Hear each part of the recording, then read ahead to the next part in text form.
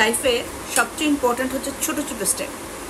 একবারে বড় লাভ দেওয়ার থেকে আপনি যদি আস্তে আস্তে ধীরে ধীরে ছোট ছোট স্টেপ দিয়ে নিজেকে এগিয়ে নিয়ে যেতে পারেন, তাহলে আপনাকে সফল হওয়া থেকে কেউ আটকাতে পারবে না।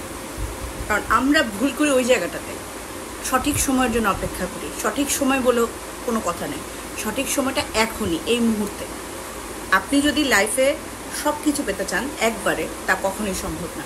কিছু পেতে হলে কিছু বিসর্জন দিতে হবে, কিছু আসলে কিছু আসবে না, এটাই স্বাভাবিক। এই জন্য যখন যেটা যেভাবে আসছে ঠিক সেটা ততটুকু পরিমাণ মূল্যায়ন করার চেষ্টা করুন। এবং সবচেয়ে ইম্পর্ট্যান্ট হচ্ছে সময়ের সঠিক ব্যবহার, সময়ের সঠিক প্রয়োগ। আর দ্বিতীয় ইম্পর্ট্যান্ট ব্যাপার যেটা, সেটা হচ্ছে আপনার নেটওয়ার্ককে ইনরিচ করতে হবে।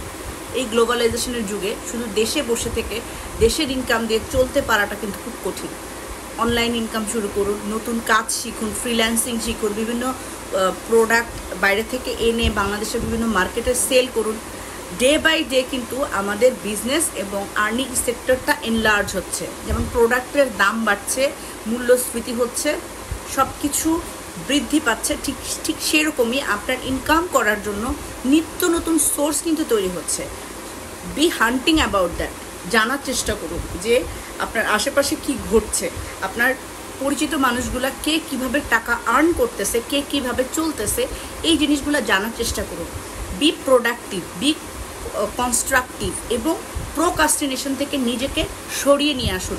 ছোট ছোট স্টেপ লাইফে বড় হওয়ার জন্য খুব ইম্পর্ট্যান্ট। এবং চেষ্টা করুন মেধাকে কাজে লাগানোর, ব্রেনকে ইউজ করার। আপনার ট্যালেন্টসই আছে বুঝলাম, কিন্তু ট্যালেন্টসের সাথে আপনার মেধাটাকে কাজে লাগানোর চেষ্টা করুন।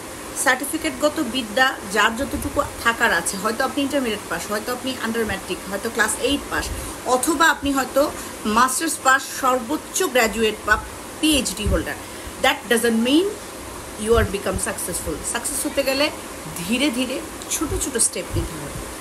আস্তে আস্তে করে, একটু একটু করে জীবনের অগ্রাধিকার দিয়ে জীবনকে এগিয়ে নিয়ে যেতে হবে। আপনি যদি চিন্তা করেন কেউ 1 সেকেন্ডে সাকসেসফুল হয়ে গেছে, that is really wrong idea. পরিশ্রম লাগবে, শিক্ষা লাগবে, নির্ভরযোগ্যতা লাগবে, ধৈর্য লাগবে, বিশ্বাস লাগবে নিজের উপরে এবং সৃষ্টিকর্তার উপরে একটি অবশ্যই ফেথ থাকতে হবে।